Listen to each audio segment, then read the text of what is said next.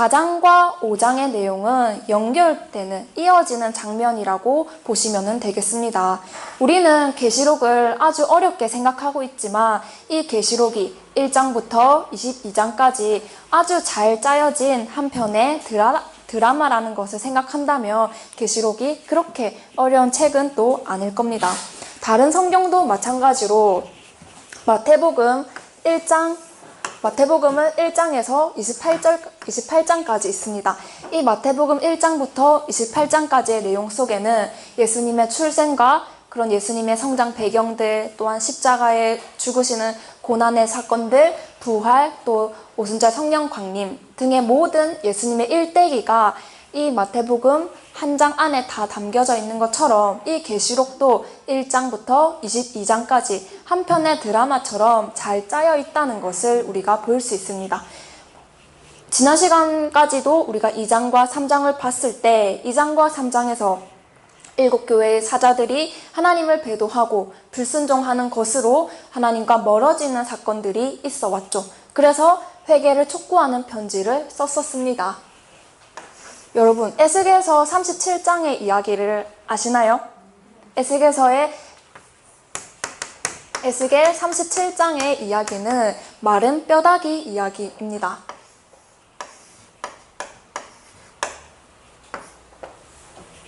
자, 마른 뼈다귀가 산골짜기에 가득한 것을 이 에스겔이 환상으로 보여주셨죠. 이 에스겔의 환상을 통해서 보여주는 것은 이스라엘 시대의 이 백성들의 영적인 상태를 나타내는 모습인데, 산이라고 했을 때는 성경적으로는 우리가 어떤 의미를 가지고 있다고 배워왔나요? 그렇죠. 산이라는 것은 교회고 성전이라는 것을 배웠습니다. 즉, 산 골짜기에 있다는 것은 백성들이 교회 속에서 신앙생활을 아주 열심히 하는데 그 상태가 어떤 상태? 마른 뼈다귀의 상태일 것을 보여주는 거예요. 그런데 이 말씀을 단지 에스겔 시대의 그 배경으로만 놓고 본다면은, 그렇게 놓고 보아도 말씀이 맞기는 맞죠. 이 백성들이 하나님과 멀어짐을 통해서 결국 바벨론의 포로를 당하고 그러한 절차들을 밟은 것을 보며 이 시대에 국한되는 내용으로 볼 수도 있지만 에스겔서는 예언서입니다. 그렇기 때문에 이 당대의 에스겔 시대의 사람들의 이야기로 끝날 것이 아니라 이때와 마찬가지로 또 예수님 때로 오면서 또 지금의 시대까지 오면서 우리 신앙인들의 모습이 마른 뼈다귀의 모습일 것을 예언하는 예언의 말씀이었던 거예요. 자, 그렇기 때문에 어떻게 되었습니까? 계시록의 2장, 3장에 나오는 7교회 또한 하나님을 불순종하는 이야기들이 나왔었죠. 이러한 모습들을 보면은 하나님을 믿는다고 하는, 자처하는 모든 교회들이 이런 마른 뼈다귀와 같은 흐름으로 계속해서 나아왔다는 것을 우리가 볼 수 있습니다. 자, 2장과 3장의 주인공은 7사자죠. 7교회의 사자입니다.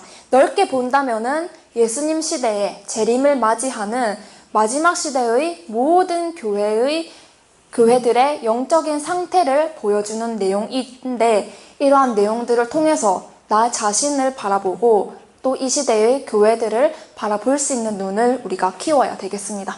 자, 하나님께서 어떤 편지를 쓰셨다고요? 회개를 촉구하는 편지를 썼습니다. 2장과 3장에서 회개를 촉구하는 편지 후에 4장의 이야기가 시작이 되었죠. 2일 후에 하면서 4장이 열렸습니다. 4장에서는 하늘의 영계를 보여주었는데 한번 기억나시는지 되짚어 보겠습니다. 4장을 보면은 제일 먼저 하나님의 보좌가 있죠. 하나님의 보좌 주변으로, 그렇죠, 24장로들이 호위를 하고 있고, 그 다음에 또 무엇이 있었어요? 하나님 보좌 앞에 7 등불 켠 것이 있었는데, 이것은 7 등불이 의미하는 것은 무엇이었습니까? 7 영이었죠. 네, 7 영이 있었고, 또 그 앞에는 유리 바다가 있었죠.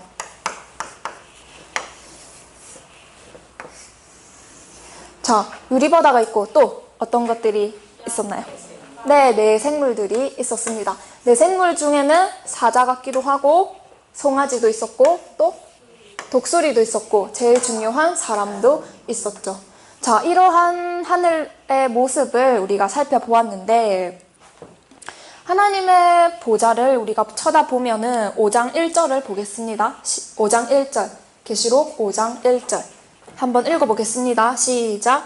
내가 봄에 보좌에 앉으신 이의 오른손에 책이 있으니 안팎으로 썼고 7인으로 봉하였더라. 네, 자, 하나님의 보좌에 어떤 책이 있대요?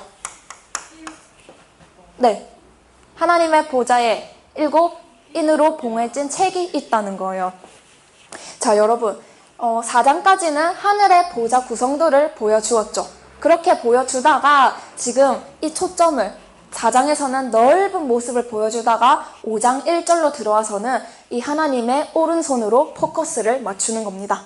예를 들어서 축구 경기를 보면은 축구 경기를 시작할 때 카메라가 이제 운동장 전체를, 축구 경기장 전체를 한번 보여주고 또 줌을 해가지고 뭐 관객들의 모습을 보여주고 또 더 가까이 해서 거기서 뛰고 있는 축구 선수로 쫙 맞춰서 보여주는 거 아시죠? 그런 것처럼 이 4장과 5장의 이야기는 연결되어지는 것인데 4장에서 보좌 전체의 구성도를 보여주고 이제 지금 하나님의 보좌로 카메라를 쫙 당겨서 자세하게 보여주고 있는 거예요. 그렇게 자세하게 보여주었더니 하나님의 오른손에 7인으로 봉해진 책이 있다는 겁니다. 그런데 이 책이 어떻게 쓰여졌대요? 네, 안팎으로 쓰여졌다는 겁니다. 안팎으로 쓰여졌다는 것은 하나님께서 말씀하시고 싶은 모든 것들을 다 기록했다는 말이에요. 그런데 이 책이 어떻게 돼 있다고요? 네, 7인으로 봉해졌다는 거예요. 자, 2절도 보겠습니다. 시작. 또 봄에 힘있는 천사가 큰 음성으로 외치기를 누가 책을 펴며 그 인을 떼기에 합당하냐 하니. 네, 누가 도대체 이 책을 뗄 수 있냐고 물어봅니다. 3절 시작. 하늘 위에나 땅 위에나 땅 아래에 능히 책을 펴거나 보거나 할 리가 없더라. 네, 천하에, 천상에, 천하에 이 책을 펴거나 볼 사람이 있다 없다? 없다는 거예요. 하나님이 갖고 계실 뿐더러 7인으로 봉해져 있기 때문에 어느 누구도 뗄 수도 볼 수도 없다는 겁니다. 그래서 4절을 볼까요? 시작. 펴거나 보거나 하기에 합당한 자가 보이지 않기로 내가 크게 울었더니. 누가 울었대요? 내가. 누군가요? 네, 사도 요한이 크게 울었다는 거예요. 자, 왜 크게 울었을까요? 책을 보고 싶은데 책을 볼 수가 없으니까 크게 울었던 겁니다. 자, 여러분들도 울어보신 적이 있죠? 네, 우리는 울었을 때 성경을 못 읽어서 울어본 적이 있나요? 없죠. 네, 그런데 지금 사도 요한은 이 성경을 읽지 못해서 크게 울었다는 겁니다. 사도 요한의 지금의 상황은 반모섬에 유배되어 있는 중에 지금 계시를 받아서 책을 쓰고 있습니다. 이때의 나이가 약 90세를 전후라고 합니다. 고령이죠. 이 고령의 사도 요한이 그만큼의 산전수전을 다 겪어왔음에도 불구하고 지금 이 책을 못 읽어서 울고 있는 거예요. 사도 요한은 나름대로의 스트레스를 받으면서 살아왔다고 합니다. 뭐였냐면 예수님께서 십자가에 돌아가셨죠. 십자가에 돌아가시고 3일 만에 부활을 하시고 또 오순절에 성령 강림을 통해서 제자들이 그 성령을 받아서 이제 복음을 전하는 일들을 하는데 이 복음을 전하기 위해서 또 얼마나 힘이 들었습니까? 로마인들의 박해를 받으면서 그러한 핍박을 받으면서 힘들게 말씀을 전해왔는데 자기와 같은 동기 제자들은 다 일찍 순교를 했어요. 일찍 순교를 했는데 자기만 지금 90세가 되도록 살아있으니까 나름대로의 스트레스였다는 거예요. 빨리 순교해가지고 하늘에 계신 예수님한테 가고 싶은데 못 죽으니까 어떡합니까? 나중에는 힘이 없어가지고 제자의 등에 업혀서 교회를 돌아보았다고 합니다. 나머지의 12 제자들은 장렬히 전사를 했는데 사도 요한은 자신은 아직도 살아서 이렇게 또한 반모섬에 갇히어져 있으니 나름대로의 고통을 받았겠죠. 자, 사도 요한 또한 가진 고난과 그런 고통을 받기는 했습니다. 펄펄 끓는 기름 속에 집어넣었는데 죽지 않아서 지금 반모섬에 유배가 된 거예요. 자, 하나님께서는 왜 사도 요한을 끝까지 살려두셨을까요? 끝까지 살려두셨을까요? 요한을 통해서 이 계시록을 전해주기 위해서 마지막까지 살려두신 겁니다. 즉, 계시록은 초대 당시 교회의 사람들에게 필요한 책이다? 아니다? 아니라는 거. 그 당시에 필요한, 그 초대교회 당시에 필요한 책이었다면 나머지 제자들도 살아있을 때 이 책을 주어야지 왜 다 죽고 난 뒤에 이 사도 요한에게 책을 전해주냐는 거죠. 즉, 초대교회 당시에 해당하는 책이 아니라는 것을 말씀드리고, 또 예수님께서 살아 생전에 제자들이 이 재림에 대해서, 마지막 때에 대해서 얼마나 궁금해했습니까? 그럴 때마다 예수님께서는 너희가 알 바 아니다 하고 선을 그어 놓으셨죠. 이 사도 요한은 이 재림에 대해서 너무너무 궁금한 거예요. 그래서 일생에서 가장 알고 싶고 가장 궁금한 내용이 바로 이 재림에 관한 내용이었습니다. 그러한 요한에게 하나님께서 이 하늘의 모습을 보여주고 또 이 책이 있음을 보여주는데, 책이 지금 닫혀 있으니까 사도 요한의 나름의 상실감이 있겠죠. 자, 무엇이 이 노령의 사도 요한으로 하여금 이렇게 절박하게 만들었을까요? 개인이나 가족의 구원을 담은 책이 아닌 온 인류의 구원이 담긴 그런 절박한 비밀이 담겨져 있는 책이기 때문에 사도 요한은 이 책이 너무너무 보고 싶었던 거예요. 그러면 우리도 이 책을 보아야 될까요? 보지 말아야 될까요? 보아야 재림을 준비할 수가 있는 거겠죠. 자, 이 책이 지금 어떻게 되었다고요? 임봉되었다는 겁니다. 임봉되었다는 말을 좀 제대로 이해하기 위해서는 이것과 반대되는 개념을 본다면 좀 더 쉽게 이해가 되실 거예요. 임봉되었다는 말과 조금 반대되는, 상반되는 개념을 우리가 계시록을 시작할 때부터 배웠습니다. 무엇일까요? 임봉은 닫혀 있는 거죠. 닫혀서 볼 수, 그렇죠. 계시라는 거예요. 계시의 뜻은 열어서 보여준다는 거죠. 열어서 보여주는 것하고 지금 반대는 닫혀서 볼 수가 없는 겁니다. 이 결론, 이 5장의 결론을 5장 7절로 보겠습니다. 5장 7절 시작. 어린 양이 나와서 보좌에 앉으신 이의 오른손에 책 취하시니라. 네, 어린 양 예수님께서 보좌에 앉으신 누구? 그렇죠. 하나님의 오른손에서 임봉된 책을 취했어요. 그리고 6장 1절로 보겠습니다. 6장 1절 시작. 내가 봄에 어린 양이 7인 중에 하나를 떼시는 그때에 내가 들으니 내 생물 중에 하나가 우레소리같이 말하기를 오라. 네, 6장 1절에서 예수님께서 이 인을 떼는 거예요. 예수님께서 하나씩 인을 떼는 장면이 6장의 내용입니다. 예수님에 의해서 이 7개의 인이 떼지기 때문에 예수 그리스도의 계시라는 거예요. 자, 예수 그리스도의 계시의 주체는 예수님이에요. 그러나 책의 제목은 요한 계시록이죠. 헷갈려 하시면 안 됩니다. 요한은 이 말씀을 전달하는 역할인 거지 계시의 주체는 누구?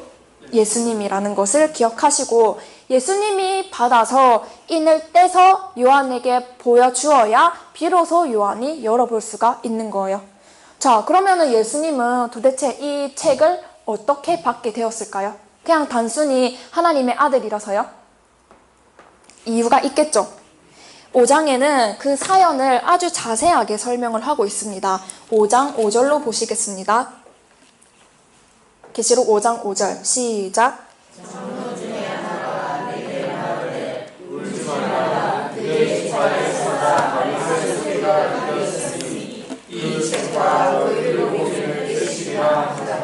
네, 예수님께서 이겼다는 거예요. 그래서 인을 떼기에 합당하게 되었다는 거죠. 자, 예수님이 도대체 언제 어디서 무엇을 이겼습니까?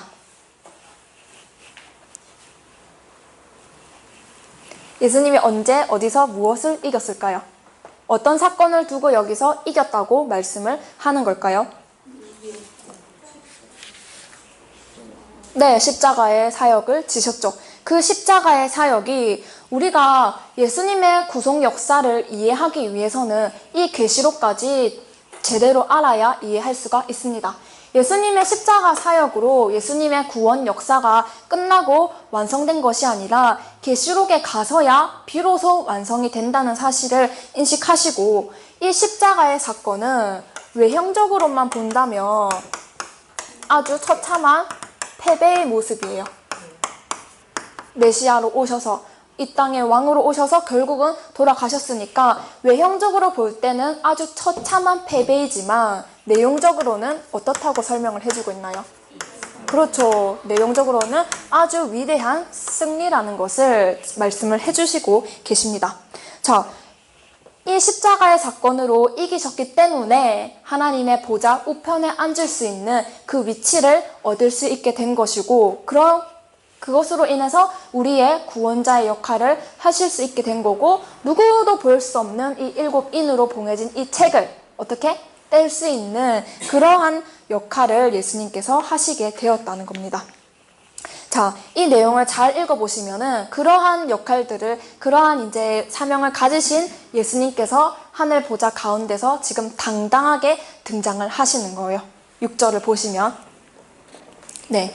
사극 드라마를 보시면 우리가 왕이 있고 왕 앞에 신하들이 쫙 있습니다. 그랬을 때 이 세자가 왕 앞에 서서 신하들을 통해서 이 나라를, 정치를 주도한다고 한번 생각을 해보십시오.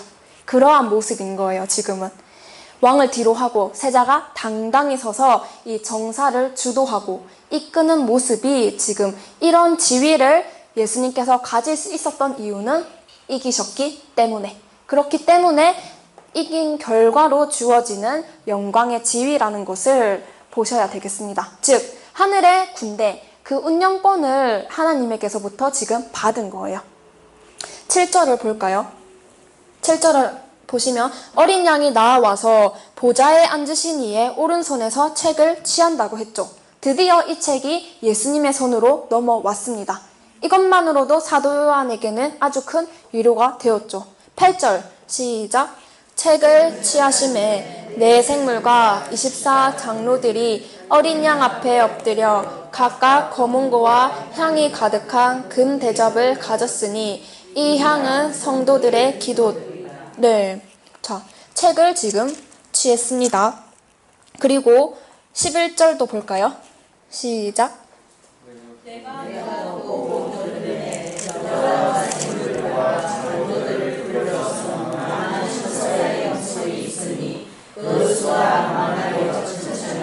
네, 아까 책을 취하고 나니까 24 장로들도 내 생물들도 어린 양 앞에 엎드려서 찬양을 드리고, 또 수많은 천사들도 만만이요 천천히요 하면서 찬양을 드리는 모습입니다. 13절도 보시겠습니다. 시작.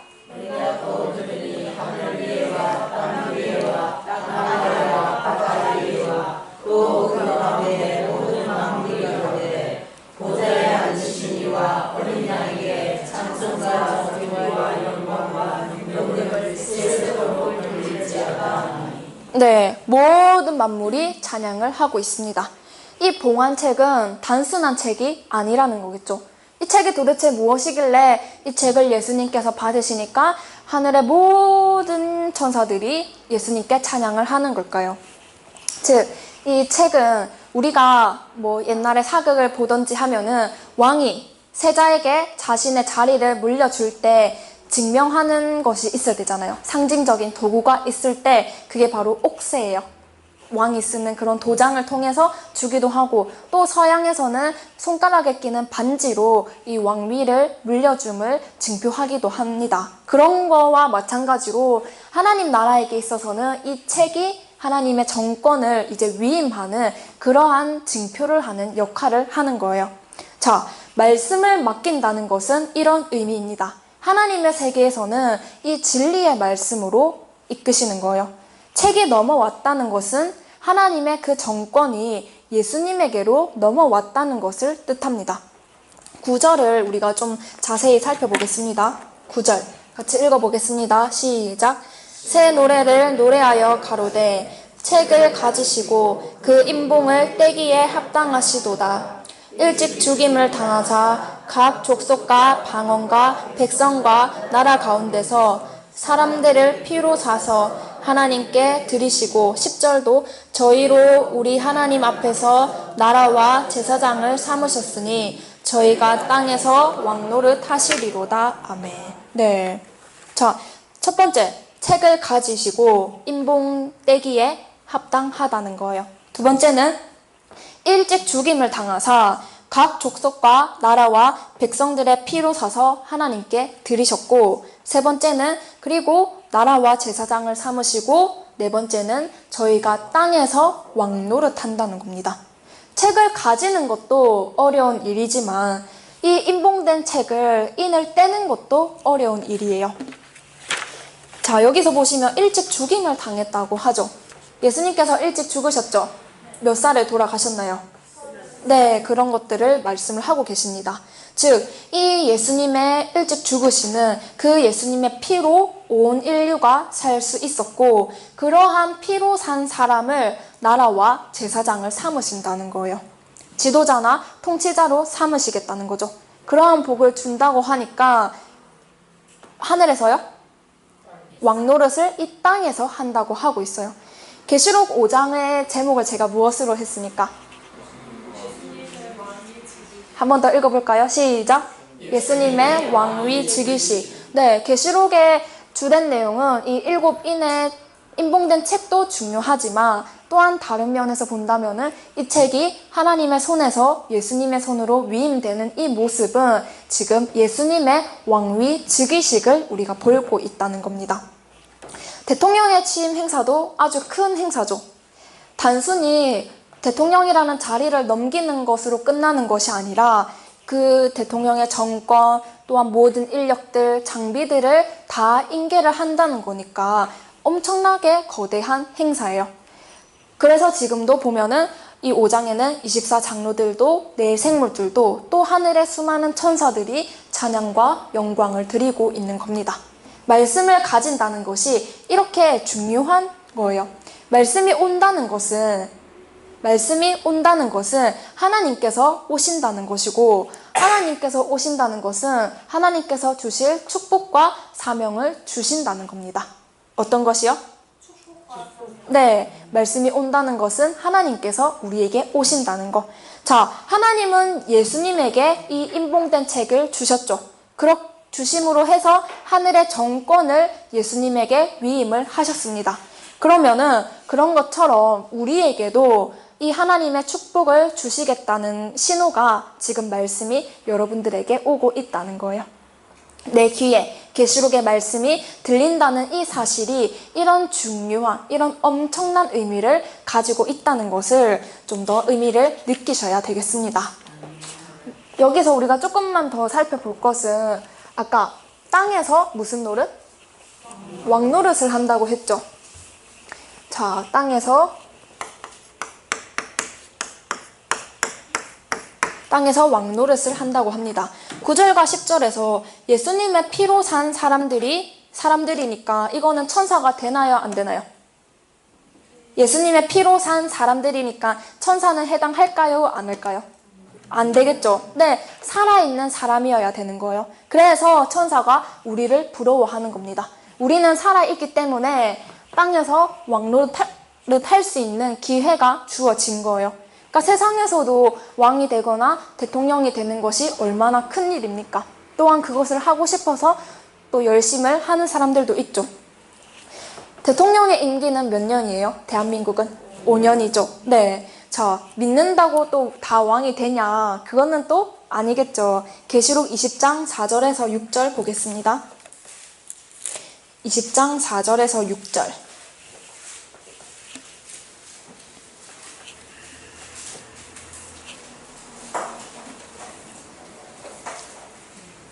4절에서 6절 시작.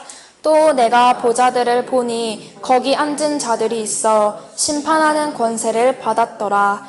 또 내가 보니 예수의 증거와 하나님의 말씀을 인하여 목배임을 받은 자의 영혼들과 또 짐승과 그의 우상에게 경배하지도 아니하고 이마와 손에 그의 표를 받지도 아니한 자들이 살아서 그리스도로 더불어 1000년 동안 왕노릇하니 그 나머지 죽은 자들은 그 1000년이 차기까지 살지 못하더라. 이는 첫째 부활이라. 이 첫째 부활에 참여하는 자들은 복이 있고 거룩하도다. 둘째 사망이 그들을 다스리는 권세가 없고 그들이 하나님과 그리스도의 제사장이 되어 1000년 동안 그리스도로 더불어 왕노릇하리라. 네. 자, 예수님과 더불어 몇 년 동안? 네, 이 왕노릇을 예수님과 더불어서 1000년이라는 시간 동안 한다는 거예요. 1000년. 자그마치 1000년이라고 합니다. 자, 이 예수님과 더불어서 1000년 동안 왕노릇하는 사람들을 두고 첫째 부활에 참여하는 자들이라 했고, 또 둘째 사망의 해를 받지 않는 사람들이라고 했죠. 둘째 사망의 해를 받지 않게 해주겠다. 이거 우리가 2장 3장 할 때 이기는 자에게 받는 축복으로 배웠죠. 네, 그랬을 때 이 왕의 임기가 몇 년이라고요? 1000년이라는 거예요. 1000년. 대한민국의 대통령은 5년짜리 임기인데 이 하나님께서 시켜주시는 이 왕의 자리는 1000년이라는 시간을 할 수 있다는 거예요.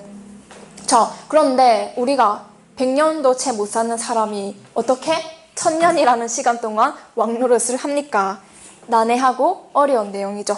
이렇게 중요한 축복이 담겨져 있기 때문에 아무나 이 말씀을 듣도록 해놓지 않으셨어요.